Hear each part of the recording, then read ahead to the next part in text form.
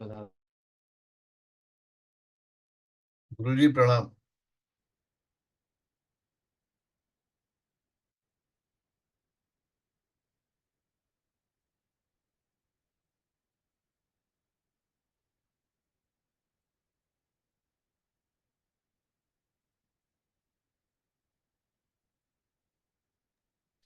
आप सभी को प्रणाम। प्रणाम गुरुजी। प्रणाम। प्रणाम गुरुजी। प्रणाम गुरुदेव। प्रणाम। प्रणाम। प्रणाम गुरुदेव। प्रणाम। प्रणाम गुरुदेव। प्रणाम।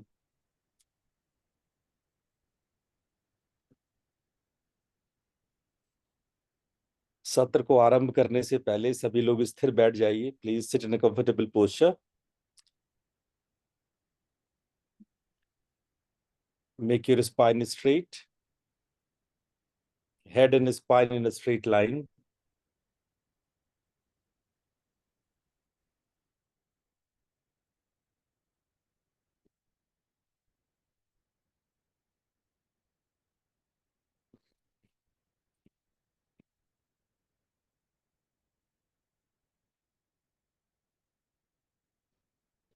With the closed eyes, bring your awareness on your eyebrow center.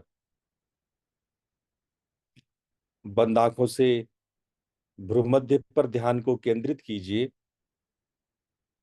वहां पर एक दिव्य ज्योति की परिकल्पना कीजिए। Now visualize here a divine golden flame. We will chant 3 Om all together and Shanti Path all together. Take deep breath in. लंबा गहरा श्वास लीजिए। ओ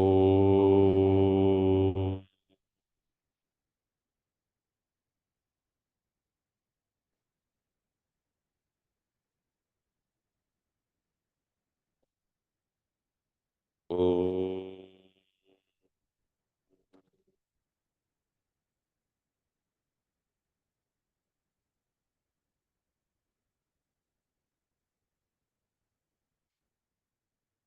ओ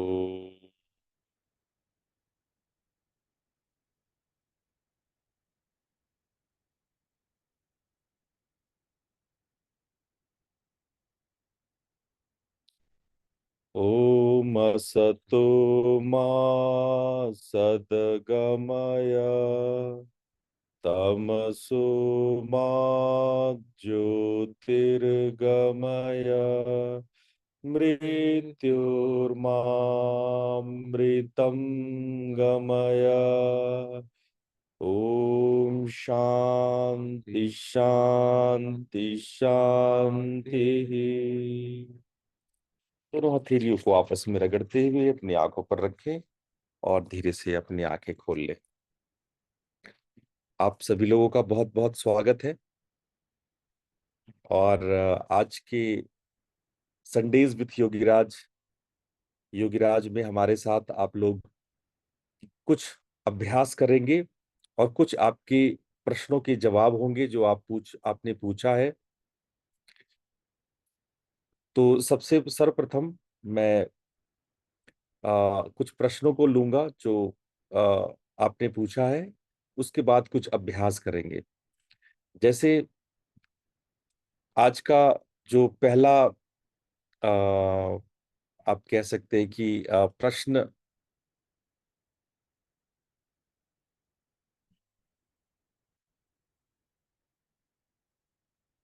आज का पहला प्रश्न आपने पूछा है कि शाम में ये संध्या में ये अभ्यास कर सकते हैं कि नहीं। मैंने आपको बताया है सत्र के दौरान भी, जब आप लोग आए थे, कि समय आप जो भी चुनिए, आप सुबह दोपहर शाम रात, लेकिन उसको फिर उसी टाइम पे कंटिन्यू करने का प्रयास कीजिए कि आप उसी टाइम पे उसको कंटिन्यू करें। अगर आपकी व्यस्तता के कारण आप रात में या शाम में करना चाहते हैं, कोई एक जगह यानी एक स्थान को नियत करें और नित्य उसी जगह पे उसी समय बैठने का प्रयास करें। ऐसा प्रयास करने से आपके अंदर एक बायोरिदम तैयार होगा। तो उस समय पर अपने आप आपका मन तैयार हो जाएगा कि आप साधना करो, आपको अलार्म बजने लगेगा, आपके भीतर आपकी शरीर तैयार हो जाएगी साधना करने के लिए। इसीलिए एक ही समय एक ही स्थान पे साधना करने की बात कही जाती है। दूसरा ये कि हाँ, ये है कि अगर आप सुबह करते हैं तो इसका आपको ग्लोबल यानी कि आपको वातावरण से लाभ आपको मिलेगा, जो इन्वायरमेंटल जो प्राकृतिक लाभ आपको मिलेगा उस समय, और किसी के आंखों में भी नहीं आएंगे। सुबह खाली पेट रहता है तो वो ज्यादा अच्छा है, पेट में अन्न नहीं हो तो शक्ति जो है वरना पचाने खाने को पचाने में लगी हुई है। दूसरे समय में जो आपके शक्तियां हैं वो अन्य अन्य कामों में लगी हुई है। मन भी सुबह सुबह हल्का रहता है। तो कई फायदे हैं सुबह करने से, पर ऐसा कोई रेस्ट्रिक्शन नहीं है कि आपको सुबह ही करना है। अगर सुबह किसी भी वजह से आप नहीं कर सकते हैं तो दोपहर में, शाम में या रात में कर सकते हैं।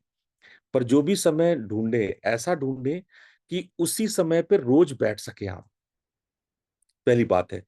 दूसरी बात, अगर सुबह के अतिरिक्त कोई अन्य समय ढूंढते हैं तो शौच का ख्याल रखें, यानी हाथ पैर धो लें।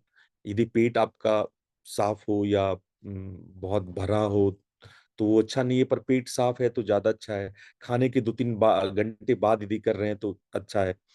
यदि ऐसा मौका आपको नहीं मिल रहा है तो एटलीस्ट गर्म पानी पी लें, ताकि गैस नहीं बने और ताकि जो आपकी अपान वायु है वो प्रॉपर नीचे की ओर जाता रहे। अगर अपान है वो रॉन्ग टर्न है, यानी वो अपोजिट साइड है, तो साधना उखड़ सकती है आपकी। तो ये सब कुछ मुद्दे हैं, खासकर जब आपकी दाहिनी नाक नासिका चल रही होती है, जब राइट नॉस्ट्रिल चल रही होती है, तो ध्यान में एकाग्र होने में मुश्किल आती है। तो दाहिनी नासिका तब चलती है जब आपका शरीर बहुत एक्टिवेटेड मोड में रहता है, शरीर कुछ करना चाहता है, कुछ मेहनत करना चाहता है। आपका बॉडी चाहता है कि मैं दौड़ूं, चलूं, उठूं, बैठूं, तार्किक काम करूं, लॉजिकल वर्क करूं। आप स्ट्रेस में हो तो ऐसे मौके पे मोस्टली दायां नाक चलता है। ऐसे में आप साधना में यदि बैठते हैं, दायां नाक चल रहा है, आपका बॉडी तैयार है कि कुछ हम मेहनत का काम कर रहे हैं, कुछ एक्सर्शन का, कुछ तर्क वितर्क करें, और ऐसे में अगर आप साधना में बैठते हैं तो मन उखड़ता है। तो इसलिए भी एक सोने के बाद जब आपका मन बिल्कुल शांत स्थिर हो गया है, पेट का पाचन क्रिया भी ऑलमोस्ट हो गया है, पेट साफ कर लिया आपने, शौच कर लिया, उसके बाद आप आते हो तो बायोलॉजिकली भी हेल्प मिलता है, इन्वायरमेंट से भी हेल्प मिलता है आपको। तो ये सब फायदे होते हैं। अगर ये सब एक सपोर्टिव फैक्टर है जो सुबह होने से, पर ऐसा आप माहौल आप शाम में बना सकते हैं, दोपहर या रात में बना सकते हैं, तो आप बिल्कुल आप दूसरे टाइम में भी साधना कर सकते हैं। दूसरा प्रश्न मैं लेता हूं, जो आपने पूछा है। दूसरे प्रश्न में आपने पूछा है कि जो प्राणायाम मैंने उस समय बताई थी, उस समय मैंने हाइपर वेंटिलेशन के बारे में बताया था लेकिन हाइपो वेंटिलेशन के बारे में नहीं बताया था। तो आज मैं बताऊंगा आपको। आज का सत्र जो है वो जो प्राणायाम रह गया था उसी के ऊपर है। और प्राणायाम ही नहीं, बहुत सारे सवाल मंत्र के ऊपर मैंने देखे हैं, मंत्र और मातृकाओं के ऊपर आपने पूछे हैं। तो वो मैं पीछे, अगर समय बचता है तो निश्चित रूप से हम लोग करेंगे। और मंत्र यंत्र तंत्र पर जो आपने सवाल पूछे हैं वो हम अगले बृहस्पतिवार के सत्र में भी ले सकते हैं। हम लोग देखते हैं कि कितने सवाल आपके बचते हैं। पर अभी भी अगर आपके मन में एट रैंडम कोई सवाल आ रहा है तो आप अभी भी हाई एंड रेज करके पूछ सकते हैं सवाल। आप लोग को प्राणायाम में ले जाने से पहले एक बहुत मजेदार सवाल मैं लूंगा कि आप में से किसी ने पूछा है कि संत मत के जो अभ्यास हैं और जो हम करा रहे हैं उस अभ्यास में क्या फर्क है। संत मत के अभ्यास, अब मैं थोड़ा सा इसको हल्का सा बैकग्राउंड करूंगा प्रैक्टिस से शुरू करने से पहले। संत मत मोस्टली कहा जाता है कबीर साहब के बाद की जो प्रथाएं निकली उन्होंने ये शब्द शुरू किया संत मत।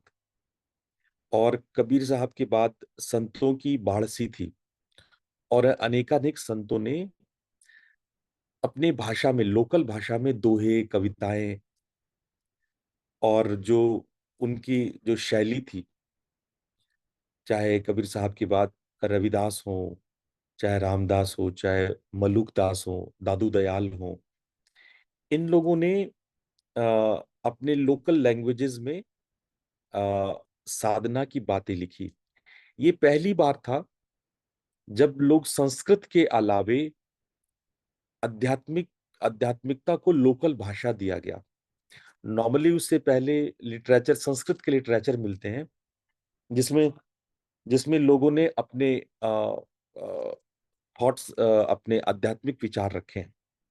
लेकिन ये पहली बार हुआ कि संतों ने अपनी भाषा में कविताएं लिखी, दोहे लिखे, अपनी बात कहे। और दूसरी बात, संत मत का अगर हम बेस देखें कि संत मत का बेस क्या है, संत मत का प्रारंभ नाथ योगियों के बाद हुआ। नाथ योगियों ने बेस दिया संत मत को। नाथ योगी, ये आप कुछ लोगों के लिए नया टर्म होगा। 10th एंड 11th सेंचुरी में भारत में एक नए संप्रदाय ने अपना स्वरूप लिया, जिसको हम लोग कहते हैं नाथ, NATH, नाथ संप्रदाय। ये बाबा गोरखनाथ जी ने इनको शुरू किया था 9वीं शताब्दी में, 8वीं 9वीं शताब्दी में। और ये स्वरूप लेता लेता पूरा उत्तर भारत में फैल गया था। और इसके कई ब्रांचेस, लगभग 84 ब्रांचेस तो गोरखनाथ जी के समय में ही हो गया था। गोरखनाथ जी स्वयं उसको 84 शाखाएं उसकी बनाए थे। तो ये पूरे भारतवर्ष में इस तरह से एक स्ट्रॉन्ग ट्रेडिशनल स्ट्रेंथ बन के फैला। और ये इन नाथ योगियों ने जो बहुत गोपनीय साधना परंपराएं थी, उसको उसने आम जनता के लिए सरल कर दिया। आम जनता के लिए जब सरल कर दिया गया, तो लोगों ने पहली बार जाना कि आसन, प्राणायाम, जो सामान्य लोग थे उससे पहले जानने के लिए लोग आश्रम जाया करते थे, पहाड़ों पे जाकर के सीखा करते थे।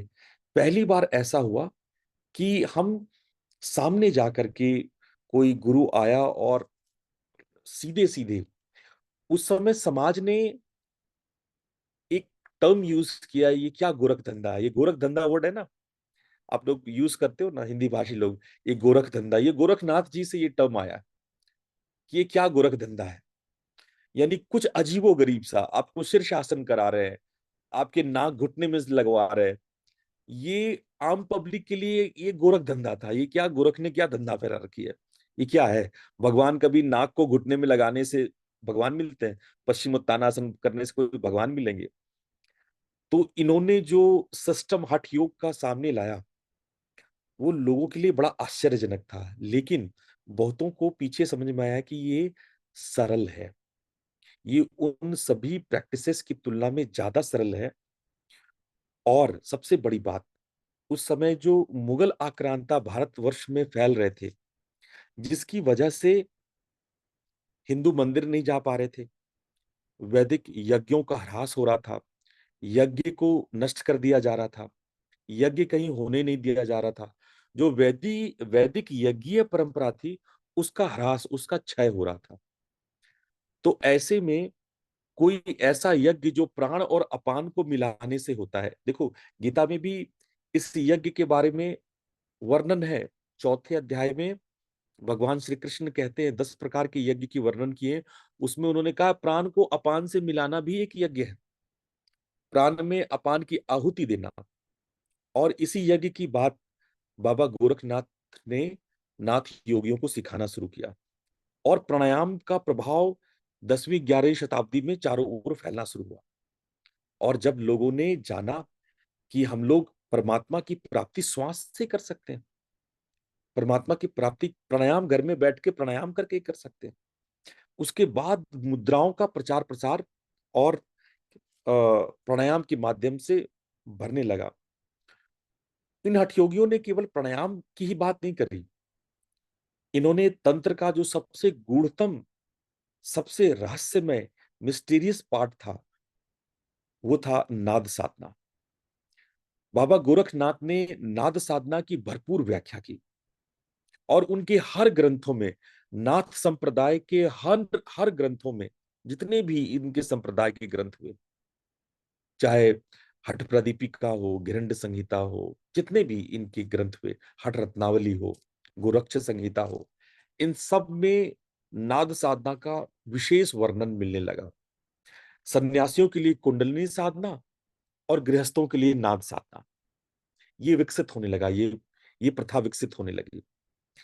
यही प्रथा सन्यासियों के लिए कुंडलिनी साधना और गृहस्थों के लिए नाद साधना, इसको कबीर साहब, बाबा रामदास जी, बाद में नानक देव साहब ने, दादू दयाल साहब ने, मल्लुक साहब ने, दरिया साहब ने, और जितने भी बाद के सूफी आए। अब ये क्या है कि गृहस्थ लोग आराम से इस साधना को कर सकते थे, इसके लिए उनको बहुत हठ साधने की जरूरत नहीं थी, तो इन्होंने नाद साधना पकड़ लिया। तो संत मत का मूल था नाद साधना। आप लोगों को जो बताया जा रहा है वो संत मत की साधना का ही एक प्रकारांतर है, लेकिन जो हमारी परंपरा है वो संत मत से पुरानी परंपरा है। श्रीकुल माहेश्वरी परंपरा, जिसमें आप लोग नामदानी हुए हो, ये परंपरा गोरखनाथ से पुरानी परंपरा है। इसका वर्णन आपको सांख्य कारिका में मिलता है, जो लगभग लगभग तीसरी शताब्दी में मिलती है, ये किताब लिखी गई है। यही नहीं, इसका वर्णन वारंजेय नाम का एक किताब है, जो ईसा पूर्व 200 साल की किताब है। इसको किसी वानप्रस्थी ने लिखा है, उसमें भी श्रीकुल माहेश्वरी का वर्णन है।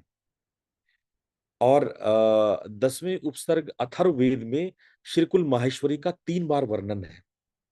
इसका मतलब कि ये परंपरा वैदिक वैदिक काल से चली आ रही है। तो इसलिए आप कंफ्यूज ना हो, हमारी परंपरा पुरानी परंपरा है, और संतमत की परंपरा आधुनिक, मतलब नई परंपरा है। ये 13वीं 14वीं शताब्दी से शुरू हुई है। लेकिन हाँ, हमारा जो नादियों का सिस्टम है अति प्राचीन है, वो नए नए रूपों में बदलता रहा है। नए नए लोगों की जरूरत के हिसाब से, उनकी परेशानियों के हिसाब से गुरुओं ने आगे साधना को अपने स्वरूप में चेंज किया है। अब देखो, मैंने जो नामदान लिया था, मेरे लिए 3.5 घंटे साधना करना अनिवार्य था। मैंने आप लोगों को जो नामदान दिया है उसमें सिर्फ 1 घंटा मैंने मांगा है आपसे, 24 घंटे में 1 घंटे। जब मेरे को नामदान मिला था तो मुझे कहा गया था कि 24 घंटे में 3.5 घंटे, यानी कि 20.5 घंटे जो है वो आप संसार का करो, और 3.5 घंटे आप आ, साधना करो। आधे घंटे का सुमिरन और 3 घंटे का भजन। तो ये हमने फिर धीरे धीरे धीरे आपकी सुविधा के हिसाब से, आपके चैलेंजेस के हिसाब से, फिर जो गुरु होते हैं वो करेक्शन करते हैं आगे आपको, अपने आगे के हिसाब से। मुझे लगता है कि जब आप 1 घंटे साधना करेंगे और अगर उसमें आप रमने लगेंगे, तो आप स्वयं से और ज्यादा समय निकाल लेंगे।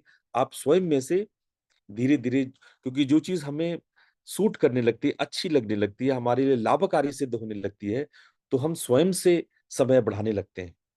और यदि लाभकारी सिद्ध नहीं होती है, तो आप फिर छोड़ने लगोगे। आपको लगेगा कि मैं छोड़ दूं साधना, आपको साधना बोझ लगने लगेगा। अब देखो ना, आप लोग लगभग 13-14 लोग रोज सुबह 5:30 बजे, 6:30 बजे रोज प्रैक्टिस होती है, जिसमें 13-14 लोग आ रहे हैं। तो आप समझो, ये जो 13-14 लोग आ रहे हैं, इन्होंने वास्तव में साधना की गंभीरता को समझा है, उसकी गहराई को समझा है, और वो नित्य रेगुलर आ रहे हैं। बाकियों के लिए टफ है, बाकियों के लिए देखो मुश्किल है, वो सुबह आ नहीं पाते हैं, सुबह अपना समय निकाल नहीं पाते हैं। तो हम तो सभी से कहते हैं कि 5:30 बजे वाले कार्यक्रम में आप सभी लोग आओ, और अपने आप को रेगुलर बनाओ। कम से कम देखो, साधना के लिए 2 बेसिक चीज है, रेगुलरिटी, सिंसियरिटी। अगर आप रेगुलर हो और सिंसियर हो तो साधना होगी। इन दोनों में एक भी पिलर कमजोर होगा तो साधना नहीं होगी। ये कहो, साधना के 2 हाथ हैं, रेगुलरिटी और सिंसियरिटी, है ना। सतु दीर्घ काल निरंतरीय सत्कारा आज सेवितो दृढ़ भूमि ही, 14वां सूत्र है योग सूत्र का। इसका मतलब ये होता है कि जब दीर्घ काल तक आप निरंतर, एवरीडे, रेगुलर, श्रद्धा के साथ, सत्कारा, सिंसियर होकर के आज सेवित साधना करते हो, तब जाके दृढ़ भूमि बनती है। ठीक है। तो बहुत दीर्घ काल तक, कोई टाइम नहीं दिया पतंजलि ने। पतंजलि ने ऐसा नहीं बोला कि 21 दिन, 30 दिन, 2 महीने, 4 महीने, 6 महीने, 6 साल, 12 साल। उन्होंने बोला कि दीर्घ काल तक,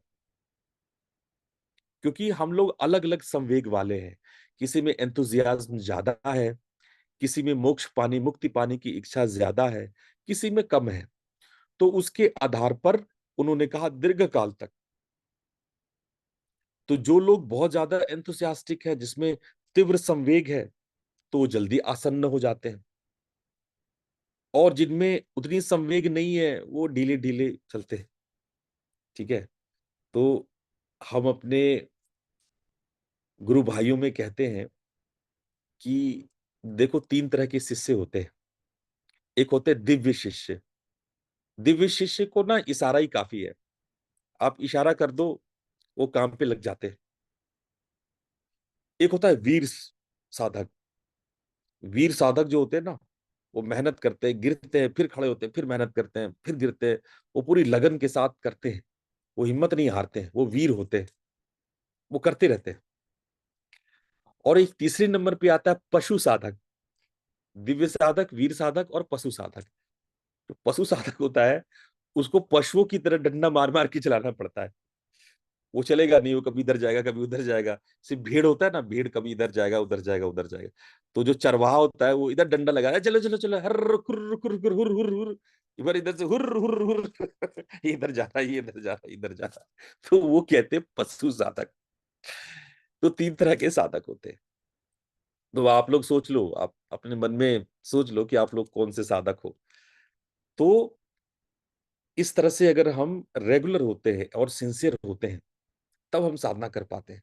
तो regularity and sincerity are 2 limbs of sadhana. ये साधना के 2 लिम्स हैं। खैर चलिए, अब हम लोग कुछ प्रैक्टिस कर लेते हैं। आपके मन में कोई सवाल आ रहा हो तो आप पूछ सकते हैं, वरना हम लोग प्रैक्टिस करते हैं। पहले हम लोग फिर से हाइपर वेंटिलेशन से शुरू करेंगे। थोड़ा सा फास्ट ब्रीदिंग वाली, यानी महाबंद करेंगे। महाबंद के बाद हम महामुद्रा का अभ्यास करेंगे। और उसके बाद हम आपको सिखाएंगे महाभेद मुद्रा। आज ये तीनों मुद्राएं हम लोग सीखते हैं। तो सब लोग स्थिर बैठ जाइए।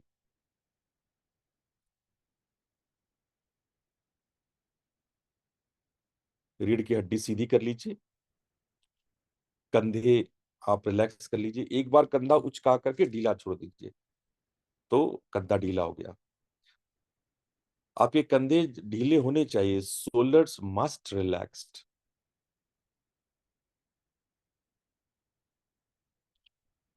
आंखें बंद। Relax your eyes. Do not strain your eye muscles. आंख की मांसपेशियों को पूरी तरह से रिलैक्स कीजिए।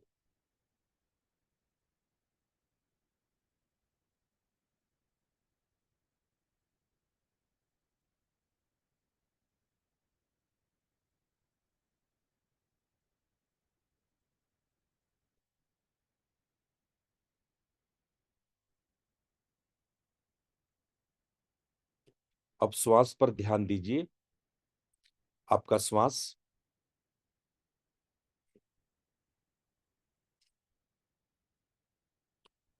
सांस लंबा और गहरा छोड़िए। Exhale deep and long. हर बार श्वास और लंबा और गहरा छोड़िए। Every time extend your acceleration.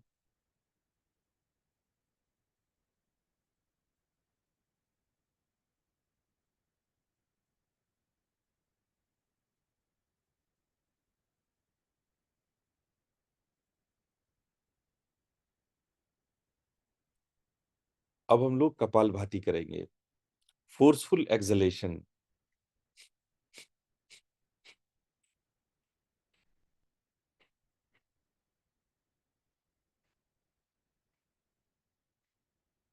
आप 2 मिनट कपालभाति कीजिए।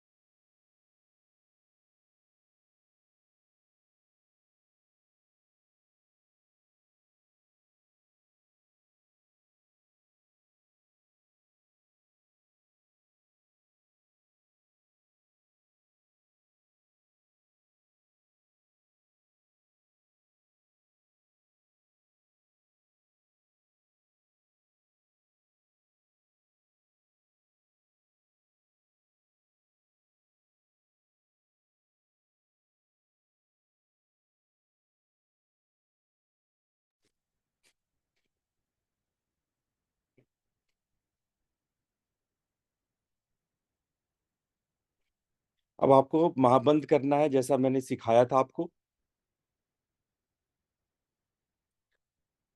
जालंधर, उद्यान और मूल।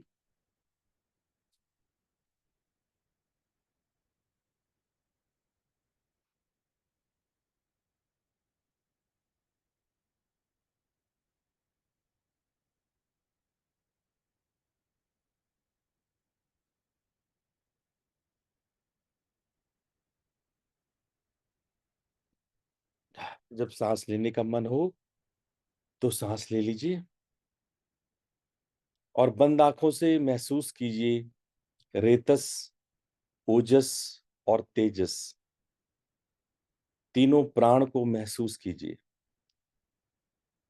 प्राण, prana is a subject of feeling. Feel the prana. The Brahma Granthi, the Vishnu Granthi, and Rudra Granthi.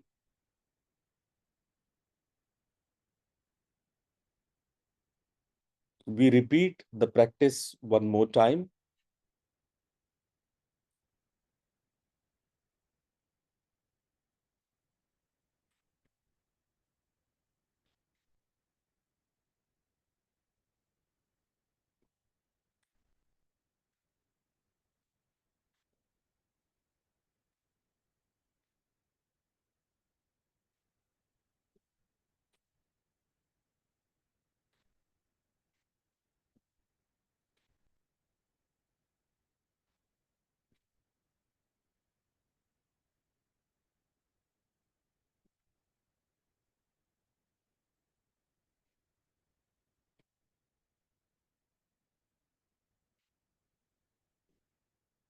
और अब महाबंद लगाइए।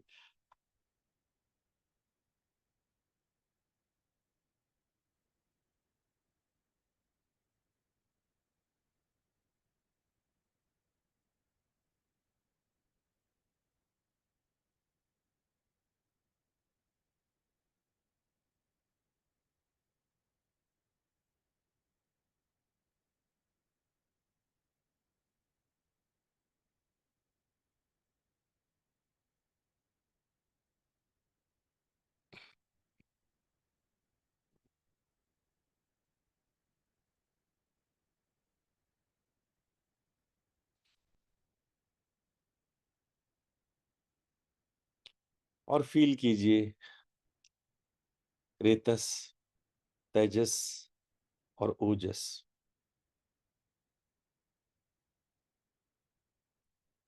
ब्रह्म ग्रंथि, विष्णु ग्रंथि और रुद्र ग्रंथि।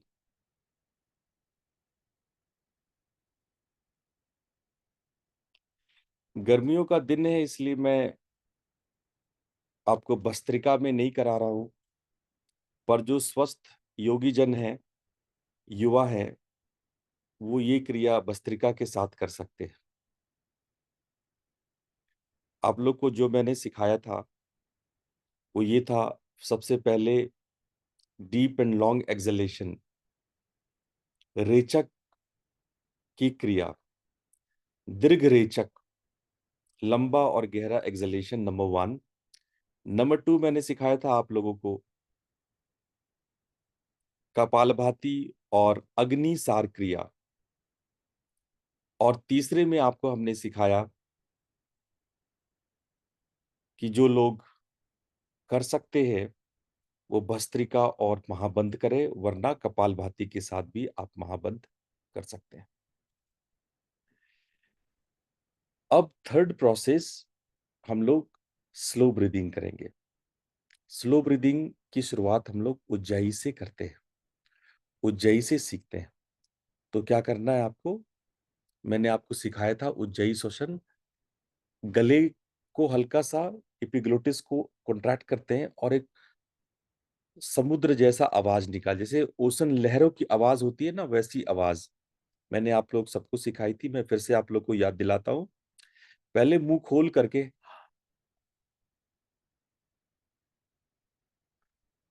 ऐसा आवाज निकालिए। आप लोग सभी ये प्रैक्टिस कीजिए। और बेहतर हो कि अगर आप लोग अपना वीडियो ऑन कर दे तो मैं देख सकूं, आप सभी लोग को मैं देख सकूं कि आप लोग मेरे साथ अभ्यास कर रहे हैं। अपना वीडियो प्लीज ऑन कर ले।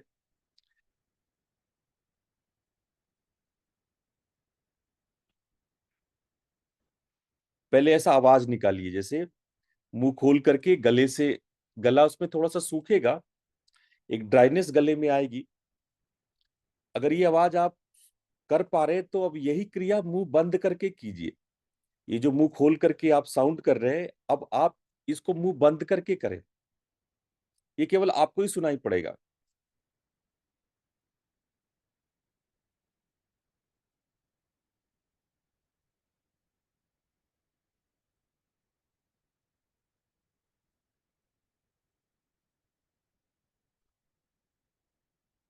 जब आपको अपने सांसों की आवाज गले के थ्रू आने लगे, गले के घर्षण से, गले के वजह की तरफ से वो आवाज आने लगे, तो आप समझो आप उज्जाई कर रहे हैं। तो बड़े ध्यान से उज्जाई, याद रखना, उज्जाई की क्रिया केवल क्रिया नहीं है, श्रुत यानी सुनी भी जाती है। यानी आप केवल आवाज क्रिएट ही नहीं करते हैं, आवाज को सुनते हैं। दो ऐसे प्राणायाम हैं जो नाद योग के हैं, एक उज्जयी और दूसरा भ्रामरी। भ्रामरी भी जब हम साउंड करते हैं तो कान बंद करके सुनते हैं, उसी तरह उज्जयी भी जब साउंड करते हैं, गले से साउंड लगाते हैं, तो उसको सुनते हैं। ये दोनों ही प्राणायाम श्रुत यानी कि सुनने की प्रक्रिया है। तो जो उज्जाई का श्वास है, जब आप इसको बनाएंगे तो सुनने में ये सोहम जैसी आवाज आती है। हंसोपनिषद में कहा गया है कि जब आप श्वास लेते हैं तो सो की ध्वनि होती है, और जब श्वास छोड़ते हैं तो हम जैसी ध्वनि होती है। तो बड़े आराम से करें, इसके लिए कोई दिक्कत नहीं है। हल्की सी सोहम जैसी, हम ये नहीं करें एग्जैक्ट सोहम वर्ड है, पर मिलती जुलती सोहम जैसी श्वास की आवाज आएगी आप जब गले से उज्जाई करेंगे। सिंपल सिंपल ऐसा करें, उज्जाई करें। जो नया प्रैक्टिशनर है उनका गला सूखेगा तो एक दो घूंट पानी पी सकते हैं, या फिर आप थूक के घूंट ले सकते हैं, या हल्की हल्की गर्म पानी ले सकते हैं। पर जो अभ्यासी हैं उनके लिए कोई दिक्कत नहीं, वो एक दो घंटे भी उज्जाई करें, उनका गला नहीं सूखेगा। तो ये अभ्यास की बात है। एक हल्की सी एक साउंड सी आएगी, बहुत है, जो केवल आप ही सुनेंगे, और वो सोहम जैसी आवाज आएगी। तो उसको बड़ा ध्यान से करना है। चलो हम लोग करते हैं, बड़े ध्यान से इस प्रैक्टिस को करते हैं।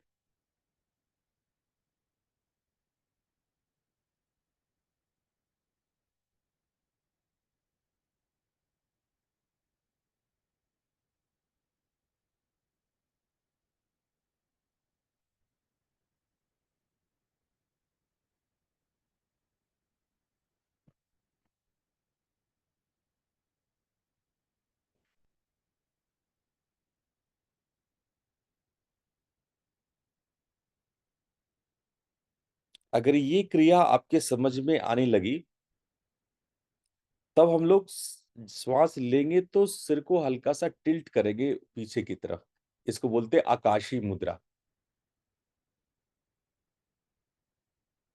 और जब श्वास छोड़ेंगे तो आगे की ओर टिल्ट करेंगे।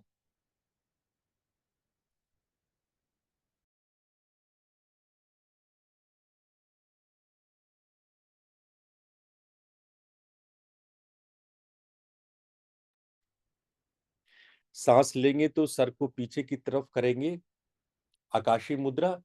उज्जाई कंटिन्यू कीजिए, उज्जाई। और श्वास छोड़ेंगे तो सर को आगे की तरफ टिल्ट कीजिए, जालंधर बंद।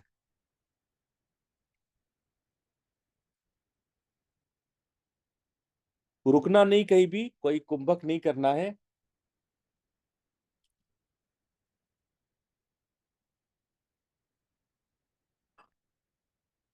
उज्जाई श्वास लेते ही सर को पीछे की तरफ टिल्ट कीजिए,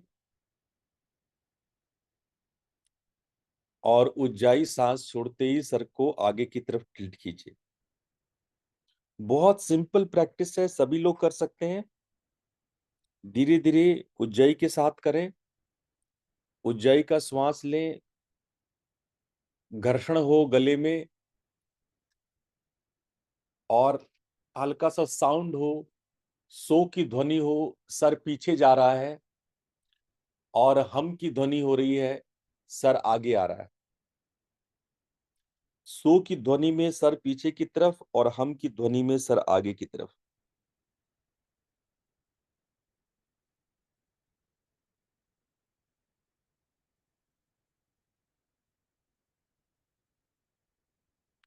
ध्वनि के साथ रिदम बनाएं। नाद योग में हम लोग ध्वनि के साथ रिदम कर बनाते हैं। मंत्र सोहम है, सो की ध्वनि हो रही है, सर को पीछे ले जाए आकाशीय मुद्रा में। जब आप श्वास छोड़ रहे हैं तो हम की ध्वनि हो रही है, और हम की ध्वनि के साथ आप सर को आगे की तरफ कर रहे हैं, जालंधर बंद की तरफ ले जा रहे हैं। रुकना नहीं कहीं भी, बस सर को आगे पीछे करते जाना।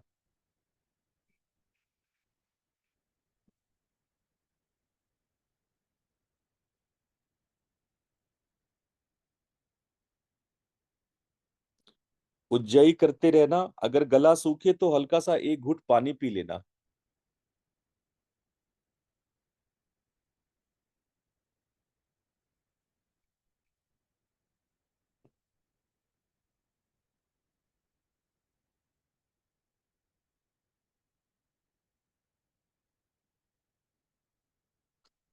चलिए अब मुद्रा की ओर आगे चलेंगे।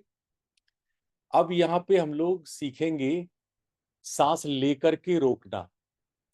यानी अब की बार जब हम लोग सो की ध्वनि में श्वास लेंगे, उज्जाई करते हुए जब श्वास लेंगे तो थोड़ी देर रुकेंगे, यानी आकाशीय मुद्रा में होल्ड करेंगे। होल्ड द ब्रेथ इन आकाशीय मुद्रा। सांस लेकर के रुकेंगे। हाइपोवेंटिलेशन है तो अंतर कुंभक होगा।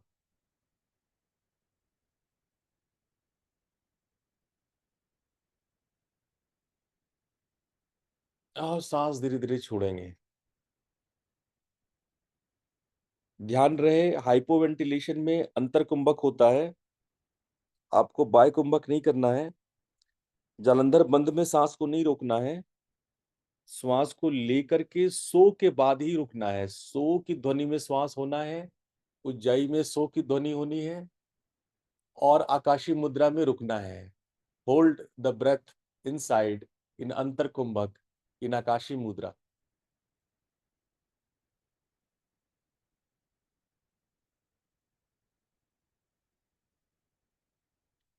जो लोगों को हाई बीपी है वो लोग होल्ड नहीं करेंगे। जिनको सर में चक्कर आने का शिकायत है, हाई बीपी है, हाइपर एसिडिटी इस समय हो रखा है, तो होल्ड नहीं करेंगे। सांस लेना छोड़ना सिंपल करते रहेंगे। सिंपल सर को टिल्ट करने में कोई दिक्कत नहीं है, पर यदि हाई बीपी है तो सर को पीछे की तरफ होल्ड करके होल्ड, आकाशीय मुद्रा में होल्ड नहीं करना बस।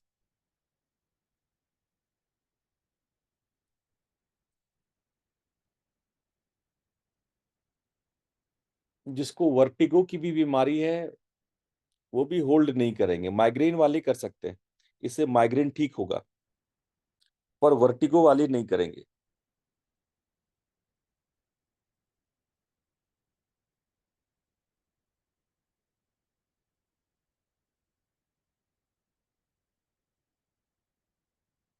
आकाशीय मुद्रा में रुकिए थोड़ा देर,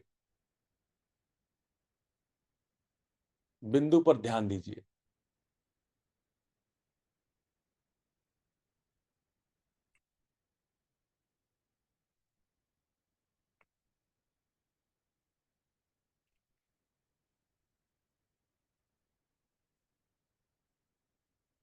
जब भी आकाशीय मुद्रा में जाइए तो अपना ध्यान बिंदु पर रखिए, जो आपके सर के पीछे रहता है, जहां पे लोग शिखा रखते हैं, शिखा मूल पर, बिंदु पर अपने ध्यान को केंद्रित कीजिए।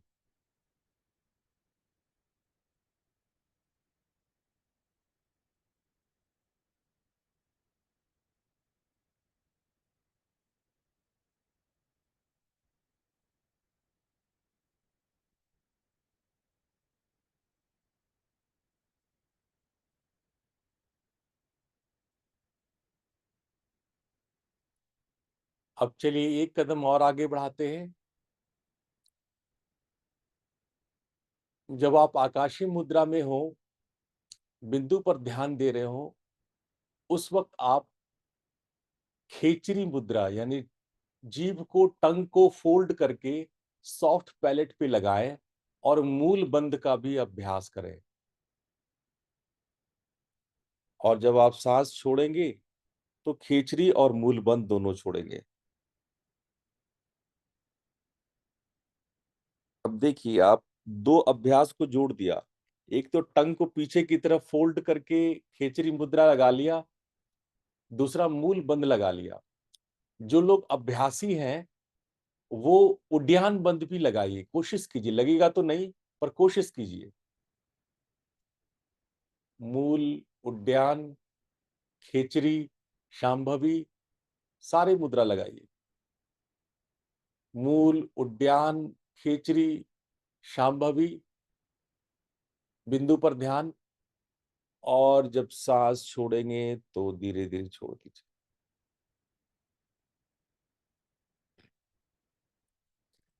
एक बार फिर कीजिए, इसको हम लोग 3 बार करेंगे, तो एक बार फिर कीजिए। सांस लीजिए सो की आवाज के साथ, उज्जई के साथ श्वास लीजिए, आकाशी पे रोकिए और यहां शुरू कीजिए मूल बंद, उड्डयन बंद, खेचरी और शांभवी।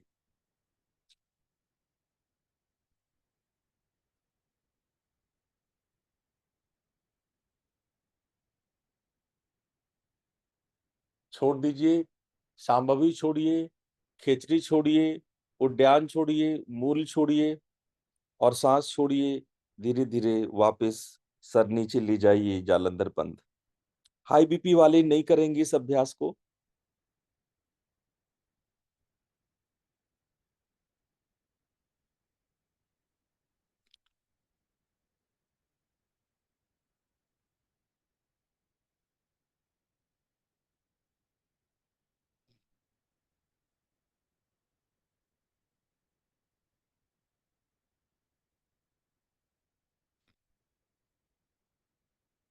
और सांस छोड़ते हुए धीरे धीरे सारे खोलेंगे।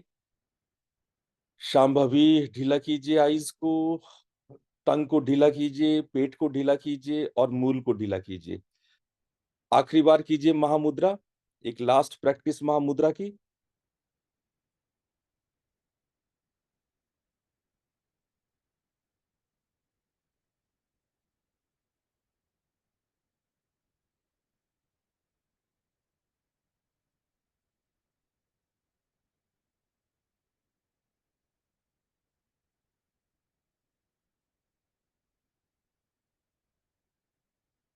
और धीरे धीरे धीरे वापस आ जाइए।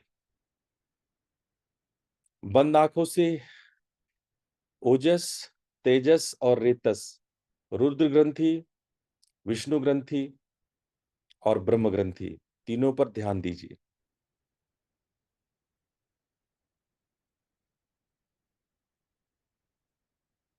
दोनों हाथ रगड़ते हुए अपनी आंखों पे रखिए और धीरे से आंखें खोलिए। तो देखो, आपने महामुद्रा में क्या किया, मूल बंद किया, मूल को आपने वहां पे बंद लगाई, उद्यान पेट को पीछे की तरफ खींचने की कोशिश की, उद्यान पूरा लगता नहीं है, पर हम वहां पर मैग्नेटिक फील्ड तैयार करते हैं, इलेक्ट्रोमैग्नेटिक फील्ड तैयार करते हैं, इसलिए उद्यान खींचने की कोशिश करते हैं। फेफड़ा भरा रहता है श्वास से, फिर भी हम पेट को पीछे की तरफ खींचते। उसके बाद आप खेचरी मुद्रा लगाते हैं। खेचरी मुद्रा क्या करते हैं, ऐसे जीभ को, टंग को ट्विस्ट करके आप सॉफ्ट पैलेट तक ले जाते हैं। तो मूल, नाभि, टंग और फिर आईज, सांभवी में भ्रूमध्य की ओर देखने की कोशिश करते हैं। तो ये 4 प्रैक्टिस आपने जोड़ दिया उसमें, और जब वापिस आएंगे तो चारों ढीला छोड़ देंगे। तो हर बार उज्जयी में श्वास लेंगे, आकाशीय मुद्रा में ये चारों मुद्राएं लगा लेंगे, और जब सांस छोड़ेंगे वापस, जब सर नीचे करेंगे तो सारे छोड़ देंगे। तो इसको बोलते हैं महामुद्रा। हठ योग में नाथपंथियों ने ये मुद्रा जानु शिरासन में किया। जानु शिरासन कहते हैं कि एक पैर को आप सीधा स्ट्रेच कर लीजिए, दूसरे पैर की एड़ी को आप एकदम पेरिनियम पे लगा लीजिए, और उसके बाद आप अपने पैर को पकड़ के, और उसके बाद ये अभ्यास कीजिए। इसको बोलते हैं जानु शिरासन में। तो हठ योगों ने ये प्रयास जानु शिरासन में किया, सेम प्रैक्टिस। लेकिन सब लोग इतने, बॉडी उनकी इतनी इलास्टिक नहीं होती है, लोच नहीं होता है, तो बहुत लोगों ये अभ्यास जानु शिरासन में नहीं कर सकते। लेकिन हठ योगियों ने ये महामुद्रा का प्रैक्टिस, जो लोग युवा है, योग के अभ्यास रोज करते हैं, वो इसको जानु शिरासन में कर सकते हैं।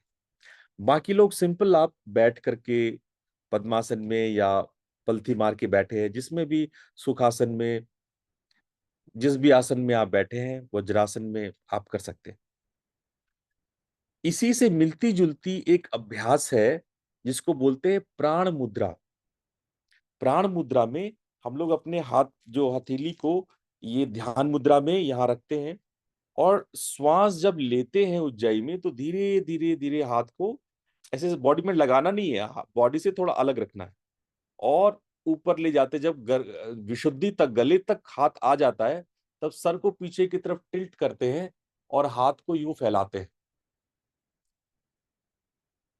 और हम लोग बिंदु पर ध्यान को केंद्रित करते, वही जो अपने महामुद्रा में किया, मूल बंद, उद्यान बंद, है ना, शांभवी, खेचरी। और जब श्वास छोड़ते हैं तो हाथ को नीचे ले जाते हैं, पहले जब हम विशुद्धि तक आते, गले तक आते, उसके बाद फिर सर को नीचे ले जाते हैं, और दोनों हाथ को नीचे ले जाकर के वापस ध्यान मुद्रा में। तो इसको बोलते हैं प्राण मुद्रा। ये लगभग लगभग महामुद्रा से मिलता जुलता है। तो आप लोग प्राण मुद्रा का भी अभ्यास कर सकते हैं, या तो महामुद्रा का अभ्यास करें या प्राण मुद्रा का अभ्यास करें। दोनों बहुत ही मिलते जुलते एक ही अभ्यास है। प्राण मुद्रा में एक प्लस पार्ट है कि हम एनर्जी को सहस्त्रार से रिलीज करते हैं। हम यहाँ एनर्जी को बाहर, मतलब एनर्जी को हम हाथ के साथ साथ बाहर छोड़ते हैं, एनर्जी बाहर छूट रहा है, ये एनर्जी को हम ऐसे ऐसे रिलीज करते हैं। और जबकि महामुद्रा में ऐसा नहीं करते हैं। बस एक ही फर्क है, प्राण मुद्रा में एनर्जी को रिलीज करते हैं हम लोग, और महामुद्रा में एनर्जी को यहाँ बांध के रखते हैं, बिंदु पे फोकस कर लेते हैं, बिंदु पर यहाँ पे एनर्जी को बांध लेते हैं। क्योंकि महामुद्रा का उद्देश्य बिंदु को खोलना है, यहाँ बिंदु को फोकस करना है, बिंदु का भेदन करना है, तो वो महामुद्रा का अभ्यास है। जबकि प्राण मुद्रा का अभ्यास है, प्राण को आप रिलीज करते हो, प्राण बाह्याकाश और अंतराकाश में विलीन करते हो, अंदर के प्राण को बाहर के प्राण में, और बाहर के प्राण को अंदर के प्राण में मिलाते हो, ये प्राण मुद्रा है। तो ये दोनों ही मुद्रा का अभ्यास आपके लिए लाभप्रद है। और आज हम अंतिम अभ्यास बताएं जिसमें महाबंध और महामुद्रा को एक साथ मिला दो। इसको बोलते हैं महाभेद मुद्रा। ये बड़ा जटिल अभ्यास है। ये साधारण नहीं है, ये सबसे कठिन मुद्रा है। यानी कि हम लोग उज्जाई करने के बाद पहले महाबंध लगाते हैं, महाबंध के बाद जब श्वास लेते हैं तो महामुद्रा लगाते हैं, फिर श्वास छोड़ते हैं तो फिर महाबंध लगाते हैं, फिर श्वास लेते हैं तो महामुद्रा लगाते हैं। ऐसा करके 5 राउंड करते हैं। महामुद्रा फिर महाबंध, फिर महामुद्रा फिर महाबंध, फिर महामुद्रा फिर महाबंध, ऐसा 5 राउंड करते हैं। ये अभ्यास तभी हो सकता है जब आपने ढंग से प्राणायाम की प्रैक्टिस किए हुए हो। आपने अलग अलग पहले महाबंध का अभ्यास कर लिया है, महामुद्रा का अभ्यास कर लिया है। 15-20-25 मिनट के रिग्रेस अभ्यास के बाद ये आप करें। और अगर आपने ये तीनों मुद्रा लगाने में आधे घंटे लगते हैं, अगर आप ढंग से प्रैक्टिस कर रहे हैं तो आधे घंटे में ये तीनों मुद्राएं लग जाती है। ये 3 मुद्राएं आप अगर रोज लगाते हैं तो आपकी बिंदु भेदन के लिए आपके बिंदु तैयार हो जाती है। तो जो नामदानियों को हम अगोचरी मुद्रा कराते हैं, उस अगोचरी मुद्रा की आवश्यकता नहीं है। फिर बिना अगोचरी मुद्रा के ही बिंदु खुलने लगता है, बिंदु ओपन होने लगता है। तो जो लोग अगोचरी मुद्रा लगाते हैं वो लगा ही रहे हैं, लेकिन जो लोग अगोचरी नहीं लगाते हैं उनको ये तीनों मुद्राओं का अभ्यास करना चाहिए। खासकर मैं युवा बंधुओं से कहूंगा कि जो योगाचार्य है, युवा है, वो इसको जरूर करें। और ये तीनों मुद्राएं आपके स्वास्थ्य के लिए बहुत अच्छा है। अगर ये रेगुलर आप करते हैं तो आप कभी भी किसी भी रोग से ग्रसित नहीं होंगे। अगर आप हठ प्रदीपिका के वर्ड्स में यूज करूं तो हठ प्रदीपिका कहता है जो ये 3 बंध दिन में, यानी एक दिन में 3 बार लगाता है, यानी सुबह भी, दोपहर भी और संध्या में भी, वो जीवन में किसी रोग से कभी पीड़ित नहीं होता है। ये हठ प्रदीपिका के शब्द हैं, ये मेरे शब्द नहीं, हठ प्रदीपिका के शब्द। जो लोग ये बंद को, ये मुद्रा को 3 बार सुबह, दोपहर, शाम में करता है, वो जीवन में किसी भी प्रकार का, किसी बीमारी से कभी पीड़ित नहीं होते, और वो दीर्घायु होता है। ये तो स्वास्थ्य की बात हो गई। सबसे बड़ी बात है कि आपकी साधना में आपको सपोर्ट करेगा, आपका प्राण ऊर्ध्व होगा और आपकी साधना में आप बलिष्ठ होंगे। तो चलिए, रोज नहीं तो कम से कम 5 दिन कर लीजिए। 5 दिन भी नहीं कर सकेंगे तो 3 दिन कर लीजिए। ठीक है, एक दिन छोड़ के एक दिन कर लिया, संडे को रेस्ट कर लिया। अभी 3 दिन भी नहीं कर पाएंगे तो हरिओम तत्सत। ठीक है, तो ये बात है। आप लोगों के बहुत सारे प्रश्न मंत्र पे, मंडल पे और मातृका पे है। वो सारे प्रश्न में जो मंत्र, मंडल और मातृका पर है, वो प्रश्न मैं बृहस्पतिवार को रात के 8 बजे वाले सत्र में लूंगा। उस सत्र में मैं उन सारे प्रश्नों को लूंगा जो मंत्र से संबंधित है, मातृका से संबंधित है और मंडलों और लोकों से संबंधित है। इसके अतिरिक्त अगर किसी को प्राणायाम और मुद्रा के संबंध में सवाल पूछना है तो अभी हमारे पास 5 मिनट का समय और है, आप पूछ सकते हैं। किसी को भी मुद्रा या प्राणायाम के संबंध में सवाल पूछना है? हाँ मुकेश जी, आप पूछें। गुरुजी, जब ये प्रैक्टिस हम रेगुलर करते हैं और आपके कंटिन्यूटी अच्छे से बनी रहती है तो नींद गायब हो जाती है। मैंने बहुत पहले आपसे ऋषिकेश में भी पूछा था एक बार, और रेलिश तो करते हैं हम उसको क्योंकि मजा आ रहा है, और मगर वो उसकी वजह से बीपी थोड़ा बढ़ जाएगा और थोड़ा चेहरे पे, आंखों में थकावट रहती है। अंदर से तो आनंद आता है, ऐसा नहीं है उससे कोई परेशानी हो रही है, पर वो बॉडी रिलैक्स नहीं कर रही। हम्म। मन मन तो आनंद में, कोई दिक्कत नहीं है। तो हम्म। क्या करना चाहिए? ठीक है, अगर हाँ। ये अभ्यास करते हैं तो निश्चित रूप से आपका तमस खत्म होगा और नींद पे उसका असर आएगा। ये बात बिल्कुल ठीक है, पर ऐसा जरूरी नहीं सबके साथ हो। आपके साथ हो रहा है तो मैं आपको एक उपाय बताता हूँ, बाकी लोग भी सुन लें जिनके साथ ऐसा हो रहा है कि वो मुद्रा का अभ्यास करते हैं और मुद्रा के अभ्यास करने से जिनकी नींद गायब हो जाती है और नींद के गायब होने से प्रॉपर रिलैक्सेशन नहीं मिलता है, उनके लिए मैं उपाय बता रहा हूं, आप वो उपाय सुने। सोने से पहले जाएं तो आप हाथ पैर गर्म पानी से धो लें और बिस्तर पे कम से कम 20 से 30 राउंड भ्रामरी करें। भ्रामरी करने से जो आपके न्यूरॉन्स होते हैं वो वाइब्रेट होते हैं। भ्रामरी तो आपको आता है ना, ये कान बंद करके थोड़ा नेजल साउंड निकालने का है। तो ये, क्योंकि प्राण आपने मुद्रा किया, प्राण आपके सर पे आ गया, अब आपको क्या करना है, इधर ही रिलैक्स करना है। ये इधर रिलैक्स, प्राण को रिलैक्स नहीं करेंगे तो नींद नहीं आएगी, रिलैक्सेशन नहीं मिलेगा, थोड़ी थकावट या भारीपन सा बना रहेगा। ऑल्दो ये सबको नहीं होता है, ये मुकेश जी, ये कुछ कुछ ही साधकों को ऐसा होता है। पर अगर जिनको भी ऐसा होता है वो भ्रामरी का अभ्यास जरूर करें। भ्रामरी इस एनर्जी को सब्लिमेट करता है, इस एनर्जी को न्यूट्रलाइज करता है, इस एनर्जी का वो अर्थिंग है। जैसे हम लोग, ठंडा गर्म तार होता है, एक तार होता है अर्थिंग वाली तार, 3 तार होती है ना इलेक्ट्रिसिटी में, तो भ्रामरी अर्थिंग वाली तार होती है। ये क्या करता है, ऐसा वाइब्रेशन आपके ब्रेन को करेगा, ऐसा वाइब्रेट करेगा कि आपका मन पूरा, जो प्राण है वो एकदम स्टिमुलेट होकर के वो ट्रैंक्विल्ड होगा। इसीलिए हम लोग भ्रामरी को ट्रैंक्विलाइजर कहते हैं। अगर बहुत स्ट्रेस हो, थकान हो, नींद नहीं आ रही है, दिमाग थका हुआ है, तनाव में, स्ट्रेन में है, थकान आपकी आंखों में आ रही है, फिर भी आप आराम नहीं कर पा रहे हो, भ्रामरी कर लो। कम से कम 20 से 30 राउंड भ्रामरी कर लो तो आपका एकदम प्राण जो है वो रिलीज हो जाएगा। जो जहां जहां अटके हुए हैं, जो नॉट्स बने हुए हैं, वो रिलीज हो जाएगा और आप आराम महसूस करोगे, ट्रंकुलाइज महसूस करोगे। दवा नहीं लेना, कोई ट्रंकुलाइजर की कोई मेडिसिन नहीं लेना, कोई रिलैक्सेटिव नहीं लेना, लेकिन थोड़ा सा इसको आप भ्रामरी करोगे तो खुद ही ट्रंकुलाइज्ड होगे। ठीक है मुकेश जी, और कोई सवाल आपके मन में आता हो?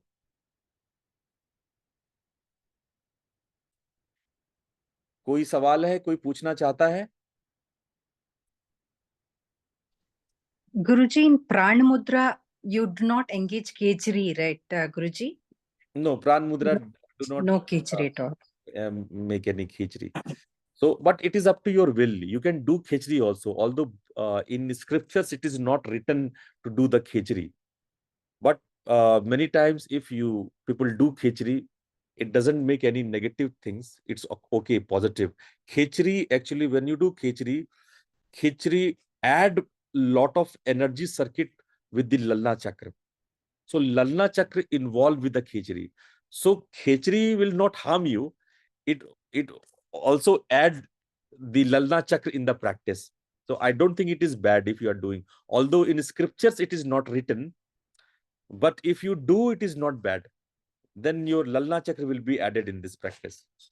Okay. Anything else? Anyone? Any more question? Okay. So what we do is, in next Thursday at 8 o'clock, we will talk on Matrika, Nadatmika Shakti, Mantra. There are many questions on it. So we'll discuss on those questions and techniques, whatever we practiced in the Guru Purnima, and normally whatever you can do. Remember all the things what I teach from here. The base is always the Nada Yoga, Nada Sadhana. Rest is the supplementary. Rest is the supplementary. So do not confuse that Guruji is talking about many sadhana. He is giving so many sadhana, but all other sadhana are supplementary to it, supporting to it. The base and main sadhana is the Nada sadhana, the Nada Vidya. All other sadhana is supporting to the Nada sadhana. Okay?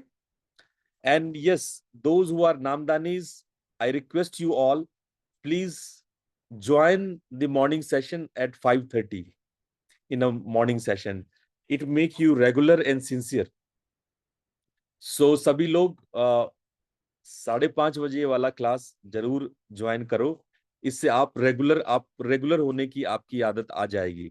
जो लोग दीक्षित हुए हैं उनका 21 दिन भी इसी क्रम में पूरा होगा। तो don't forget to join 5:30 and will meet out गुरुवार at 8 o'clock। Thank you very much.